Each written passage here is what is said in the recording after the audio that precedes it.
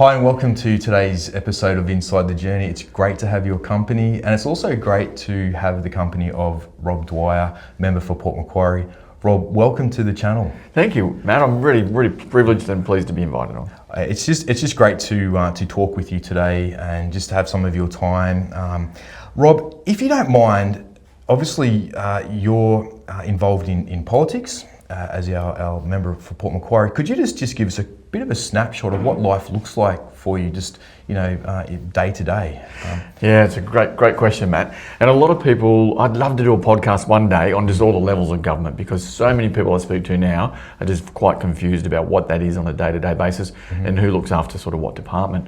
I've got two significant parts of my role. One is the local electorate, and I just love looking after the people in my local electorate. Sure. Prior to this role, I was the general manager at the Services Club at Laurelton for nearly 30 years, and since I was 29. And we took over the golf club at Kew as well. And in that capacity, we supported over 80 different community groups. Wow. I was patron of Legacy, or still am, patron of a homelessness group called Community at 3, life member of a hockey club, coached 2 teams, a women's and a men's before doing this job a year and a half ago. Surf life saving since the year 2000. So all that community stuff I just love doing. I've been doing it for a long time.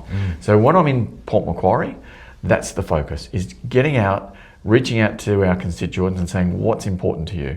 Is it about health? Is it about mental health? Is it about infrastructure? Is it about the roads?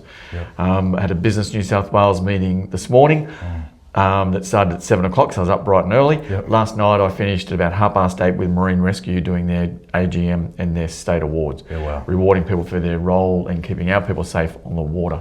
So it's so rewarding and such a beautiful space to be in. It's amazing. So day to day, my diary is very busy. Sounds like it. People want to reach out to me all the time, and there's just a myriad of people in our community. And whether we're talking about Lifeline 1 minute, we're talking about Business New South Wales the next, and sort of everything that comes in between. We just had a meeting then about domestic and family violence services. So, and I'm trying to bring real solutions for Port Macquarie. Amazing. The other part of the role is big, is then you've got the second part, which is being in Parliament. And that was, for me, the scary part. A little bit like being on a roller coaster ride. You're sort of waiting in the queue and you're thinking, this is going to be so exciting, and you're going nice and slow, tick, tick, get to the top, your stomach's in your mouth, and you're looking down going, wow, how's this going to impact on me? 3 speeches a week, inaugural speeches, talking about topics. I knew the Liquor Act, the Gaming Act, the Registered Clubs Act, industrial relations like the back of my hand. But now I'm going down, I'm talking about domestic violence or suicide prevention bills or bail law reforms. So then I'll come back to Port Macquarie and I'll reach out to those people in our area, the chief executive of the hospital, the local area commander of police, who are just amazing people in our community, the principal of Lifeline, and say, what does this new bail law reforms, what do these new bills mean? And they'll give me a good time, a good hour and a half of their time, and I'll take back then the opinion of those people in those fields to be what's representing Port Macquarie. Amazing. Rob, the work you're doing is obviously, it's pretty intense. There's a lot happening in your world, which is amazing. Have you always had a passion for community and wanting to see the community moving forward well? What was your upbringing like that? Was that part of your family? Yeah, it was. I grew up in a family of 5. Mum and Dad both worked. All the children worked when they were fairly young as well. And getting employment in the club industry. Clubs in New South Wales were very unique just to New South Wales. They moved out into Victoria, Queensland. Now there's a couple worldwide, but they're pretty unique to the country, where they're a not-for-profit that are there for their members and run by their members, and they give back to the community. And I think doing that in that space for so long, I can see and feel for them in that community. So 1 minute we might be helping out with Legacy or homeless people, then we're supporting the youth in giving them activities in sport. So the club would sponsor and fairly significant amounts of money so that it would reduce the impact on the family of engaging those children in that sport. And I think, as you and I both know, activities and sport and that sort of thing for children's growth and their mental health and their socialness is amazing. So surf life saving since the year 2000, the sport that I've been playing with, I've coached most of my kids' soccer teams or cricket teams or or whatever else all the way through. And my wife's a journalist, so we're fairly close to the community in what we do. What keeps you motivated just day to day, obviously, and what what gives you your energy aside from coffee? What sort of keeps you moving in these spaces and the ability to continue to engage in the way that you do? Is there a sort of a little secret in there? That's a very good question. If I had a little secret there, it's something that I just do in my own engagement, is that I just get something out of making people happy and of making people achieve their goals. Great. So sometimes it's sacrificing that part for myself to get them to achieve that. And that's probably the reward that I get out of that, if that makes sense. Yeah. It's like when you go and you talk to volunteers and you talk to volunteer groups, and I've got friends who are 101 and still volunteer for a homelessness group called Community at 3. Amazing. And we speak to them and I say, Marge, what do you do? What do you get out of this? And she said, Robert, I just get a lot out of helping other people. Yeah, beautiful. Yeah. Yeah, that's amazing. With what you do, when did you decide that maybe moving into politics was going to be the way, or the move? Like, did you see that coming? Did you know that was going to be part of your journey, or circumstances just sort of moved in that direction for you? How did that sort of come about? Yeah, very good question, Matt. And you've sort of answered that you've asked the question in 3 different ways, and it actually probably happened in 3 different ways, to be honest.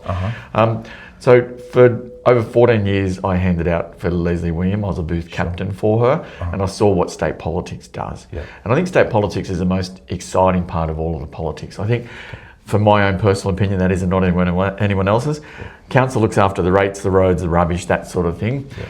Federal government looks after GST and defence and bigger parts of health, but state government look after first responders, police, health, education, roads, infrastructure, delivery, that sort of thing. A lot of sort of the day-to-day.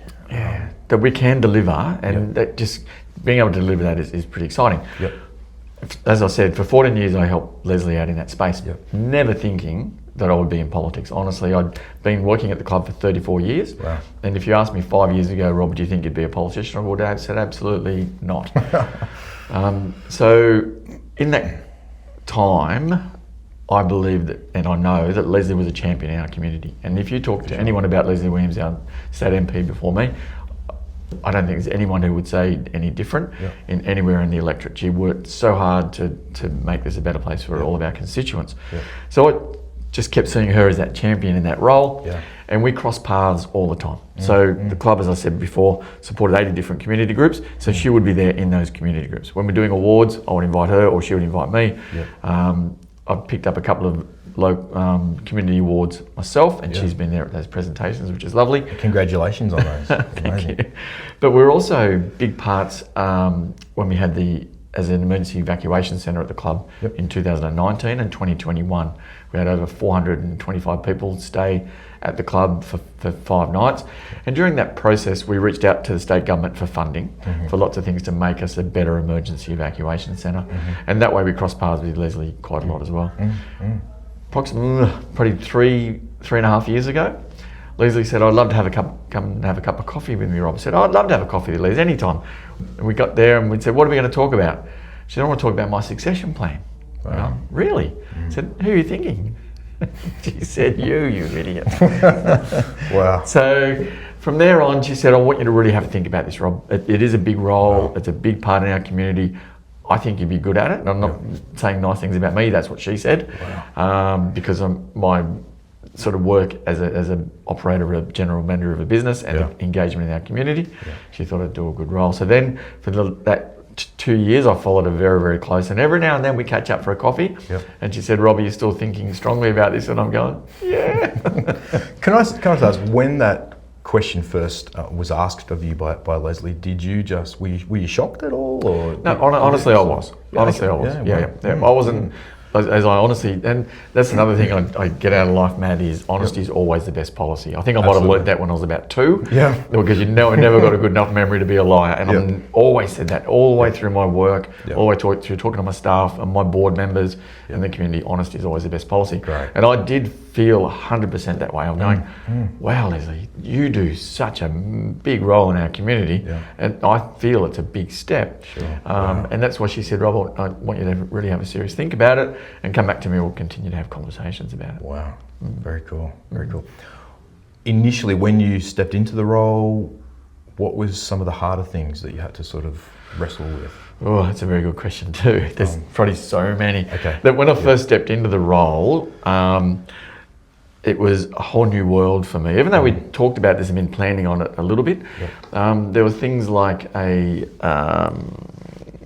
I had to basically go for a job interview for the role, and it was called a pre-selection process. Never heard about this before, but there's a certain amount of people in the branch and at state level that then you need to go and do a 12.5-minute presentation with. Then they've got 10 minutes to ask questions for. So it goes about 25 minutes. Wow. I hadn't had a job interview for 34 years, right? Yeah. So here I am presenting to all of these people up against another candidate. Right. That was very hard, and that was very early in the piece. Right. And then we went through that process, and I obviously was successful going through that process, and it was close. And I again thank the candidate who went up against me to it. Competition is always makes everything strong. Then it was campaign time, and it was great when I was handing out for somebody else, and easy. I loved it. This person is amazing. This person does this. She's a champion in our community. She's done this for the preschool. She's done this for our school. Easy.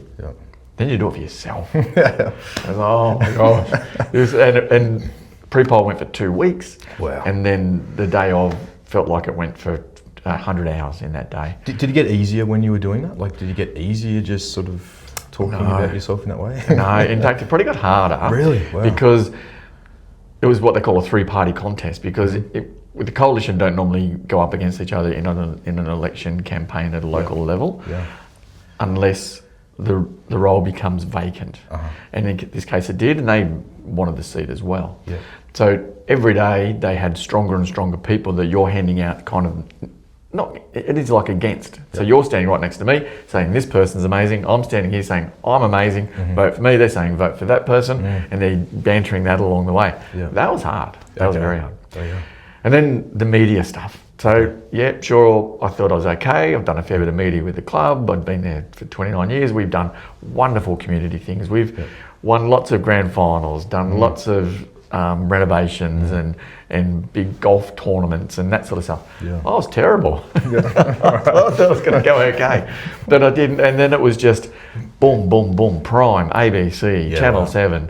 Your local social media, trying to do ads then and all this sort of stuff. Did you have media training to do? No. Okay. No. So it was, but I had people around me who were very good at it, and they were coaching me as we went along. Yeah, amazing.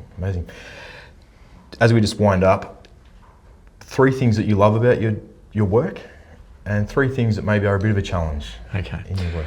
3 things I love about it. I love making a difference. I love getting out there and getting into a problem and getting a solution. Great. Without going into too much detail, the Oxley Highway, Wrights Road debacle that we're in at the moment, I didn't think we'd get the business case done and given to council in this 2-year period through the by-election process. It's happened, and I'm really grateful for that. That's awesome. I've been down in Macquarie Street with the mayor, with the CEO, by myself, with heaps of people, heaps of time, showing them plans, the truck rollovers, the $265 million hospital renovation we've got coming, all that sort of stuff, and we've got a bit of a win on that one. I've had some small wins, which I'm really proud of. We repatriated Lord Howe Island comes under the electorate, and the Coroner's Court was saying we're not going to pay for that body to go over to that island. The island's got nowhere to treat people in those conditions, so I fought really hard for that, and we had to do a lot of research on it. Within 10 days we got that to happen as well. Just making that one person, that one family happy, just in itself makes me really pleased. And just when I go out in the community and they say, Rob, this is my 3rd thing, so I could do 20, but this is my 3rd thing, is they're saying, Rob, I can just see how hard you're trying, and that gives me really good, makes me feel really good that they see that my efforts are being rewarded by them seeing what I'm doing, if that makes sense. Yeah, for sure. The harder things? There might only be a couple of harder things, but that's okay. The harder things you probably get better at by doing them more often, right? And we all know that. I remember asking my wife out on the first date, that was always very hard. Asking the second time got a bit easier. Doing my first speeches in Parliament, very difficult, very tricky.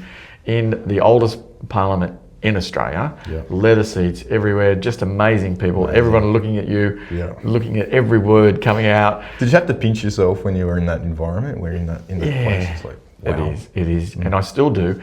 And 15 months later, it still gives me butterflies when I walk into the assembly. I just love it. the people down there are amazing as well, but we're talking about the negative stuff now. So getting up and debating sometimes when we're not in government, and knowing that what I'm standing for, what I'm debating for in Parliament, isn't going to get up as an amendment, that makes you a little bit flat. So for example, it could be about gun law reforms, that making those changes isn't going to deliver what they want it to deliver, and you'll fight and argue that case, but they still don't go through with the amendment. That's a bit flattening. Yeah, that's understandable. What do you see as some of the challenges for this region over the next, say, 2 to 3 years? Yeah, great question, Matt. For the first, it's the delivery of infrastructure, so that we can grow. We're one of the top 10 regions for growth in New South Wales. Yeah, amazing. The whole of New South Wales, as well as the whole of Australia and the whole of the world, is in a growth process. If we don't manage the infrastructure and that growth properly, we're going to end up in a mess. And I don't want to be the person on watch when that's in a mess. So we have, thankfully, a renovation of $265 million coming for the hospital. We've got a new police station. We've got an overpass at Harrington. We've got some affordable housing coming. So all those, I'm just going to keep championing those until they get completed and done. So really happy with that delivery of infrastructure. But the other part about it is that social part that not everyone sees, that we are hurting in at the moment. Domestic violence, mental health, that sort of thing. That needs to be championed as hard as that delivering that infrastructure is. Sure. No, great causes, great causes. Final question. What advice do you have for someone who is chasing their dreams, chasing their goals? They're just not quite sure which way to go and how to sort of put things together. What would you say to those people? It could be just broadly, but could be more detailed. But what's some advice that you would give to people? It could be younger people, maybe, or it is, and life's tough. And I don't want to talk about my tough parts about growing up. There's some tough parts there. We can do that on another podcast another day. But reach for the stars. If you work out what you want to do, because life's way too short. It's not a dress rehearsal. It's over in a flash. Make the best of every day. That's mine. Great advice. Rob, thank you so much for your time. It's been an absolute pleasure talking to you. Congratulations on all the work that you're doing and your team. It's making a difference. And so thank you for joining us on Inside the Journey. Thank you for watching. Please like and subscribe, and we'll see you next time on Inside the Journey. Thanks. Thanks, Matt.